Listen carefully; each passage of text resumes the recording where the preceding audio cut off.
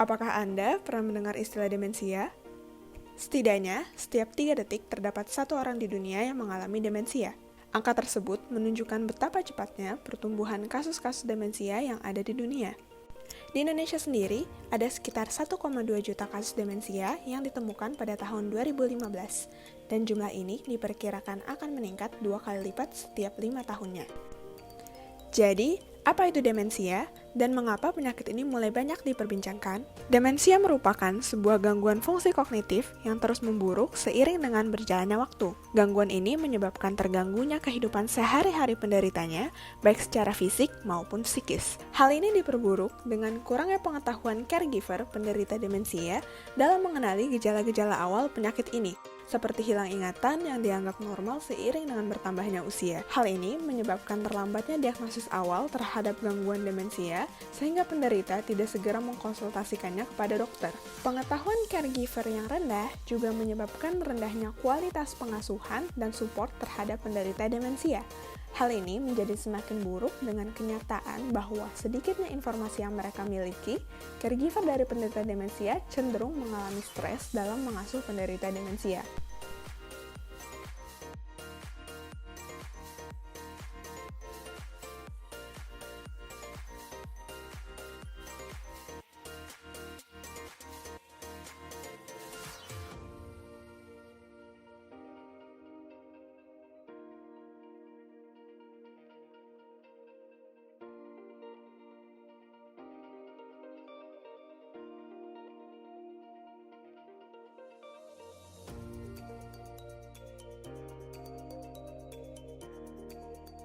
Oleh karena itu, kami mengembangkan sebuah aplikasi yang dapat membantu para caregiver serta penderita demensia.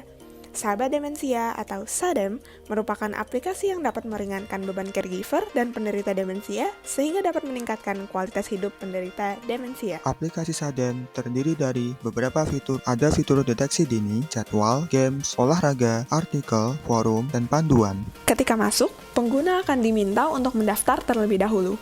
Kami menyediakan pengisian profil baik kepada penderita ataupun caregiver. Profil yang diisikan berupa data diri yang nantinya dapat diakses oleh dokter ketika akan melakukan konsultasi. Nama serta status pengguna, baik sebagai penderita maupun caregiver, akan tertera sehingga dapat ditemukan oleh pengguna lain dalam komunitas untuk memudahkan komunikasi.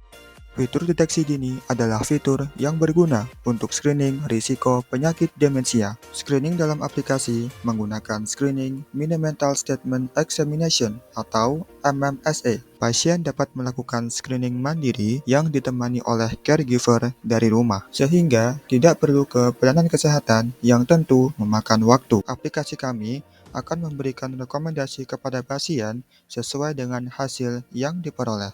Fitur jadwal adalah fitur yang dapat membantu pasien mengelola kegiatan seperti makan dan minum obat, olahraga, serta kegiatan lainnya. Pengisian jadwal kegiatan dilakukan oleh caregiver. Apabila kegiatan yang terjadwal akan terjadi dalam 15 menit ke depan, aplikasi kami akan mengeluarkan alarm sebagai pengingat untuk pasien setiap 5 menit. Salah satu cara melatih fungsi kognitif dan memori pada penderita demensia adalah melalui games pengasah otak.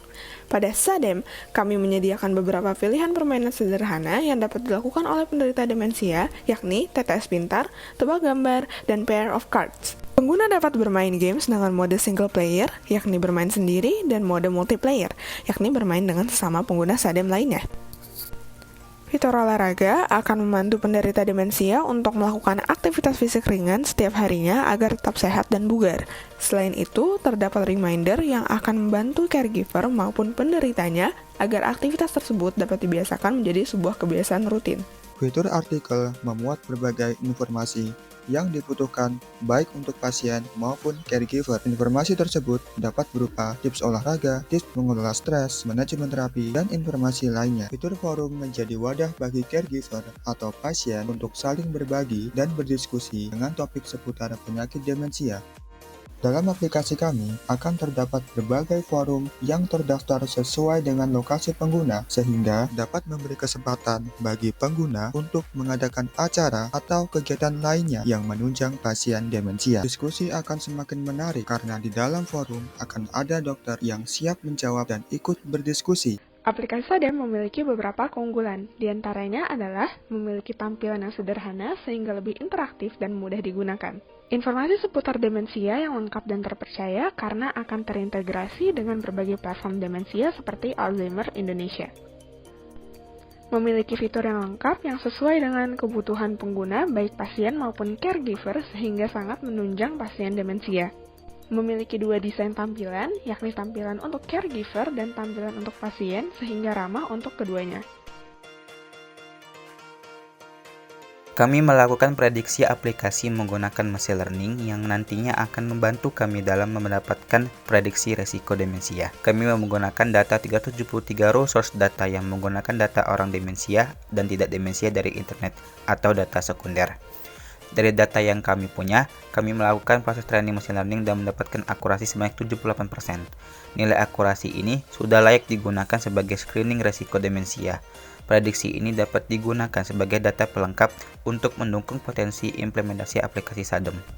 Aplikasi Sadem berpeluang memperoleh hak cipta aplikasi. Aplikasi Sadem berpotensi diterapkan oleh dokter di fasilitas kesehatan tingkat 1 dan 2, di mana screening risiko demensia menggunakan MMSE banyak dilakukan seperti di puskesmas atau klinik. Aplikasi Sadem berpotensi diterapkan oleh masyarakat dalam skala kelompok atau komunitas di Kota Palembang, yakni di Panti Jompo Tresna Werda, Panti Asuhan Lanjut Usia Harapan Kita, dan Pesantren Lansia Husnul Khotimah. Sebagian besar pasien demensia adalah lansia, sedangkan lansia memiliki banyak keterbatasan. Masalahnya, siapa, dengan apa, dan bagaimana meningkatkan kualitas hidupnya. Oleh karenanya, hadirlah aplikasi Sadem, sahabat demensia, sahabat masa tuamu untuk cegah demensia. Terima kasih.